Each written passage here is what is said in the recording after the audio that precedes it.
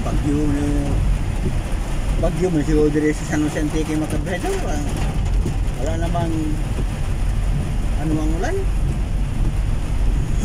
Ayay, Macdo. Hindi kita pwede madaanan. Malakas ang ulan.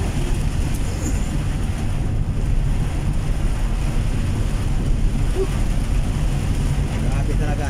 Buong araw ako basa-basa. Ano kasi, sira kasi ang payong. Oh my God.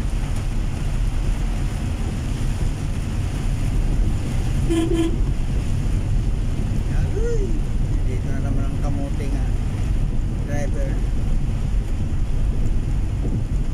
Kahit na may nakasulat sa daan ano, bawal ang tricycle, motor. Dito sa San Jose mga kabahidor, San Jose Antique, bawal talaga dito ang motor at saka tricycle sa gitna. Mayroong sinusulat yan eh, mayroong ordinansa sila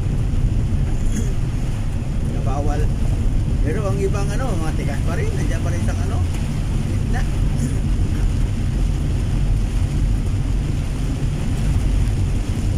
Ako nga dito, nahuling ako ng motor, nasa gitna ko kasi paliko ako eh. Bawal talaga. Huwag tayo mabayad, hindi. Huwag tayo magawa, kundi magbayad ng 300.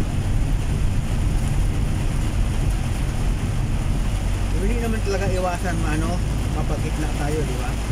Pero maganda sana pag magkagitna tayo, balik na tayo kung agay sa gilid, no? Lalo dito, mayroon silang ordinansa na bawal ang tricycle, motor sa gitna ng kalsada.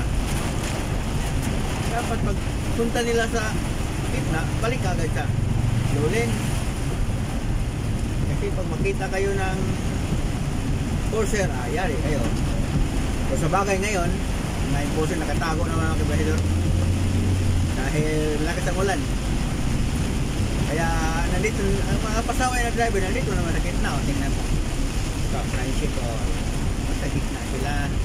Kahit mayroong ordinansa dito sa San Jose Antique nga bawal ang tricycle sa gitna ng kalsada, hindi pa rin matupad dahil walang enforcer, walang nagpapatupad kasi ulan, nagtago dito. Tingnan mo, alam nila yung sila.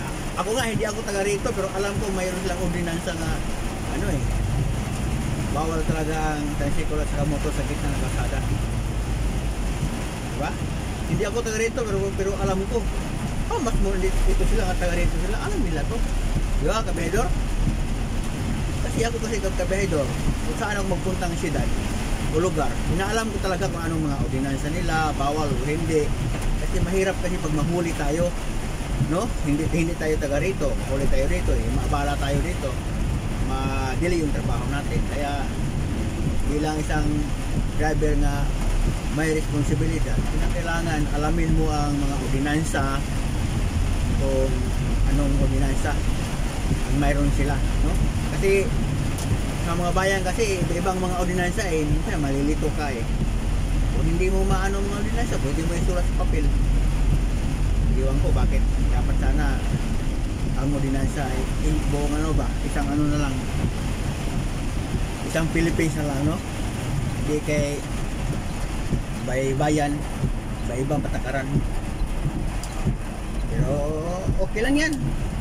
Ang importante, tayo mga driver, alamin natin ang ordinansa nila. Ngayon, nandito na tayo sa isang kliyente natin dito. So, trabaho muna tayo, saka na magdaldal muna ha. At least pinakita ko sa inyo ang maulan na view dito sa San Jose Antique, mga kabiyahe.